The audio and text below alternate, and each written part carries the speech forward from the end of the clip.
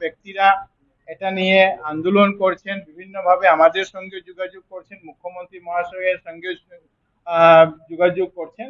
সেটা অসুবিধা হচ্ছে, নাগরিক অসুবিধা, সেটা তারাও আন্দোলন করছে, আমরাও সেটা উপলব্ধি করতে পারছি। কিন্তু আমরা চেষ্টা করছি কি যত তাড়াতাড়ি মানুষকে এখান থেকে পরিত্রাণ দেওয়া যায় সেটা আমরা চেষ্টা করছি। মুখ্যমন্ত্রী মহাশয় বারবার গত দুদিন আগেও এই রাস্তা হ্যান্ডওভার নিয়ে আমি এবং আমাদের মন্ত্রী কৃষ্ণেন্দু পাল মহাশয় মুখ্যমন্ত্রীর সঙ্গে আলাপ আলোচনা করেছিল, এবং উনার নির্দেশেই আজকে আমরা দুজন এসে গুয়াহাটি থেকে NHADCL এর যিনি ইডি তারাও এসেছিলেন, এসে আলোচনা করে সেটা আমরা আশা করি একটা সমাধানের সূত্র আমরা বের করতে পারবো। পরবর্তীতে সেকেন্ড ফেজে আমরা রাঙ্গিরখাড়ি থেকে সোনাবাড়ি ঘাট পর্যন্ত যে রাস্তাটা আছে যেটা NHADCL এ থাকবে, সেটা NHADCL যে ড্রেনের কাজটা সম্পূর্ণ করে দেওয়ার পরে সেটা আমরা আসাম PWD টেক ওভার করে নেব। তখন ক্যাপিটাল পয়েন্ট থেকে সোনাবাড়ি ঘাট পর্যন্ত সেটা আমাদের NHADCL এর কাছ থেকে আসাম PWD পাবে, এবং শিলচর বাইপাস যেটা আছে সেটা ন্যাশনাল হাইওয়ে হিসাবে থাকবে। এই জন্য NHL থাকার জন্য, ন্যাশনাল হাইওয়েতে থাকার জন্য বড় ট্রাককে আমরা মানা করতে পারি না। এই জন্য ব্লকের রাস্তা দিয়ে ব্যাপক আপত্তি নাগরিকরা জানাচ্ছে। একটা কথা বলি যে আপনারা বলছেন রাস্তার কথা, আমরা যদি 2016 ইংরেজির আগের দিকে চলে যাই তো আমরা কোন জায়গায় ছিলাম, আর 2016 ইংরেজির পরে যদি আমরা চিন্তা করি, মাননীয় মুখ্যমন্ত্রী মহোদয়ের নেতৃত্বে সমগ্র বরাক উপত্যকায় কমিউনিকেশন সেক্টরে একটা আমূল পরিবর্তন এসেছে। ডেভেলপমেন্টের কাজ যে সময় হবে তখন নাগরিকরা, সাংবাদিক বন্ধুরা সবাই সাহায্য সহযোগিতা করতে হবে। এখানের মধ্যে রাস্তার কাজ চলছে, হয়তোবা কোনো জায়গায় ব্লক একটু উঁচু হয়ে গেছে, এটার জন্য রিলস বানিয়ে করে প্রতিবাদ করা যায়, কিন্তু আমরা প্রয়াস করছি যাতে ভালো করে রাস্তাটা তৈরি হয়।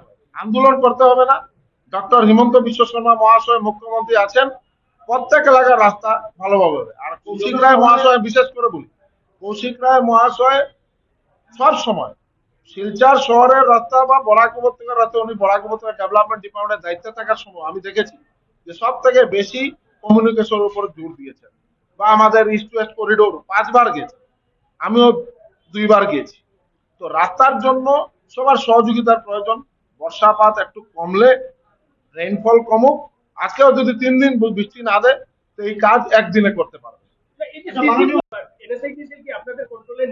ঠিক এই ধরনের কথা নয়, কথা হলো আজকে মাননীয় মুখ্যমন্ত্রী ডক্টর হিমন্ত বিশ্ব শর্মা মহাশয়, আপনারা দেখেছেন সমগ্র আসামের নাগরিকরা ওনার উপর যে বিশ্বাস, ওনার উপর যে আস্থা, কারণ উনি দিন রাত অক্লান্ত পরিশ্রম, একটাই কারণ যে আসাম ভারতবর্ষের 5টা উন্নত সারির রাজ্যের মধ্যে একটা রাজ্য যাতে প্রতিষ্ঠা লাভ করে। এবং ওনার সঙ্গে আমরাও মন্ত্রিসভায় স্থান পেয়েছি, বিশেষ করে কৌশিক রায় আর আমি, এবং আমরাও প্রয়াস করছি যাতে মাননীয় মুখ্যমন্ত্রী মহোদয়ের নেতৃত্বে বরাক হোক, ব্রহ্মপুত্র এলাকা, সব এলাকায় যাতে আমরা ভালোভাবে কাজ করতে পারি, নাগরিকদের সেবা করতে পারি। NHIDCL এমন কোনো কথা নয়, NHIDCL এর ডিপার্টমেন্টও প্রয়াস করছে, কিন্তু হেভি রেইনফল, যেভাবে বর্ষাপাত হচ্ছে, আর বিশেষ করে আমাদের বরাক উপত্যকায় বৃষ্টিপাত একটু বেশি হয়, আর তার মধ্যে 4 লেনের কাজ চলছে। তো যেহেতু রাস্তার উপর ওনারা গাঁত করেছেন, পিলার করছেন, তার কারণে রাস্তারও গ্রেডিয়েন্ট যেটা এটা অল্প নষ্ট হয়েছে, যার কারণে এটা যাতে ইমিডিয়েট মানে রেকটিফাই করা হয়। NHIDCL এর ইডি বা NHIDCL এর GM বা PWD, ডিস্ট্রিক্ট কমিশনার, পুরো টিম, মন্ত্রী কৌশিক রায় মহাশয় থেকে আরম্ভ করে আমাদের প্রত্যেকজন সবাই প্রয়াস করছি যাতে আমরা এই বর্ষার পর যাতে রাস্তাটা একটা সুন্দর শেপে চলে আসে, তার কারণে এই প্রয়াস করা হচ্ছে। আমরা আজকে আমাদের মাননীয় মন্ত্রী কৃষ্ণেন্দু পাল মহাশয়কে নিয়ে আমরা NHADCL, PWD, revenue branch, municipality, PEG সবাইকে নিয়ে আমরা বসেছিলাম, এবং কয়েকটা সিদ্ধান্ত আমরা নিয়েছি। এর মধ্যে হলো যে আমাদের, আপনারা জানেন যে গত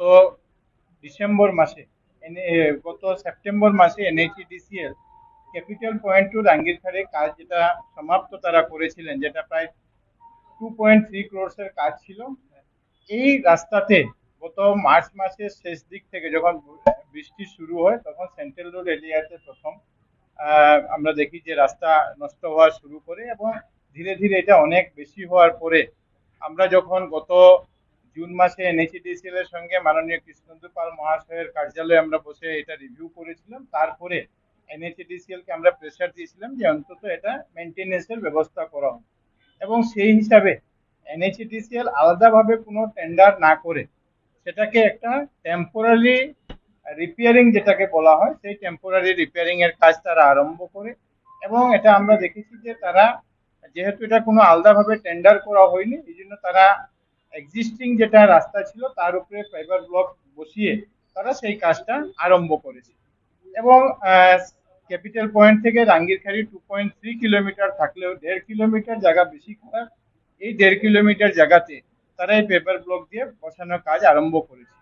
আজকে আমরা সিদ্ধান্ত নিয়েছি যে শিলচর যেটা ফ্লাইওভার, যে ফ্লাইওভার কাজ আমরা শুরু করব, আমাদের কুমড়া ব্রিজ নষ্ট হওয়ার জন্য সেখানে প্রায় 20 দিন থেকে সেখানে যেটা সয়েল টেস্ট করার যে গাড়ি সেখানে আটকে ছিল, আগামী 2-3 দিনের মধ্যে সেটা এসে পৌঁছবে এবং আমাদের সয়েল টেস্টটা আরম্ভ হবে। এই যদি টোটাল রাস্তাটা আপনারা দেখেন, ফ্লাইওভারের যে অংশ, এই ফ্লাইওভারটা প্রায় 3 কিলোমিটার লম্বা। এই 3 কিলোমিটারের মধ্যে 2 কিলোমিটার এনএইচডিসিএল এর রাস্তা, 1 কিলোমিটার আসাম পিডব্লিউডি রাস্তা। আজকে আমরা সিদ্ধান্ত নিয়েছি যে এনএইচডিসিএল এর যে অধীনে যে রাস্তা ক্যাপিটাল পয়েন্ট টু রাঙ্গিরখাড়ি পর্যন্ত যে জায়গাটা স্টেজ যেটা এনএইচডিসিএল এর সঙ্গে আছে, সেটাকে ডিনোটিফাই করে আসাম পিডব্লিউডি সেই রাস্তাটাকে টেক ওভার করবে। 2 মাস পরে টেক ওভার করার কথা ছিল, যেহেতু ফ্লাইওভার হবে, ফ্লাইওভার হওয়ার সময় আমাদেরকে নিতেই হবে এটা, কিন্তু আমরা কালকে থেকে সে প্রসেস আরম্ভ করতে আমরা বলেছি যাতে আমরা করে দিতে পারি, এটাকে আসাম পিডব্লিউডির অধীনে আমরা নিতে পারি। এবং আসাম পিডব্লিউডি কেও আমরা মুখ্যমন্ত্রী ডক্টর হিমন্ত বিশ্ব শর্মা মহাশয়ের নির্দেশে আসাম পিডব্লিউডি কে গত 2 দিন আগে নির্দেশ দেওয়া হয়েছিল, আজকেও আবার আমরা সেটাকে আবার রিভাইজ করতে পারি, একটা নতুন এস্টিমেট তৈরি করে সেই রাস্তাটা যাতে আবার আমরা, যেহেতু এনএইচডিসিএল যেটা করছে এটা একদম টেম্পোরারি রিলিফ, যে গাতা থেকে রিলিফ দেওয়ার, কারণ এই গাতাতে এখন ব্ল্যাক টপিং করা সম্ভব নয়, বৃষ্টি যেহেতু চলছে। এই জন্য আগামী 2 মাসের মধ্যে আমরা সেই রাস্তাকে নতুন ভাবে পিডব্লিউডি সেটাকে আবার তৈরি করবে, এটা একটা আমরা সিদ্ধান্ত নিয়েছি। সঙ্গে সঙ্গে আমরা সিদ্ধান্ত নিয়েছি যে পুলিশও এখানে ছিল, পুলিশের এডিশনাল এসপি জেলা আয়ুক্ত ছিলেন এবং উনি নোটিশ বের করবেন যে ক্যাপিটাল পয়েন্ট থেকে রাঙ্গিরখাড়ি পর্যন্ত কোনো হেভি ভেহিকলস শুধু এখনের জন্য নয়, ভবিষ্যতের জন্য যাতে চলাফেরা না করে, সেটারও একটা আমরা আজকে সিদ্ধান্ত নিয়েছি। যে গাড়ি, পাথরের গাড়ি হোক, যে কোনো গাড়ি হোক, সেই গাড়িগুলো যাতে আমাদের NH-37 থেকে গিয়ে শিলচর বাইপাস যেটা আছে সেই বাইপাস দিয়ে যাতে যাতায়াত করে, সেটার জন্য আমরা বলেছি।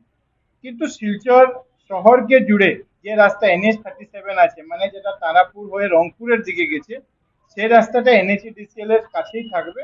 এনএইচডিসিএল কিছুটা রিপেয়ারিং এর কাজ শুরু করেছে, সেখানেও পেপার ব্লক বসিয়ে সেটার কাজ করবে। এবং এটার জন্য রাত্রেবেলা তারা কাজ করেন, কিন্তু বৃষ্টির জন্য সেটা পুরোভাবে কাজ তারা করতে পারছেন না। এই জন্য আমরা বলেছি ওয়েদার ফোরকাস্ট দেখে 2 রাত্রির জন্য যাতে রাস্তাটাকে হেভি ভেহিকলের জন্য বন্ধ করে যাতে তারা সেই কাজটা করতে পারে।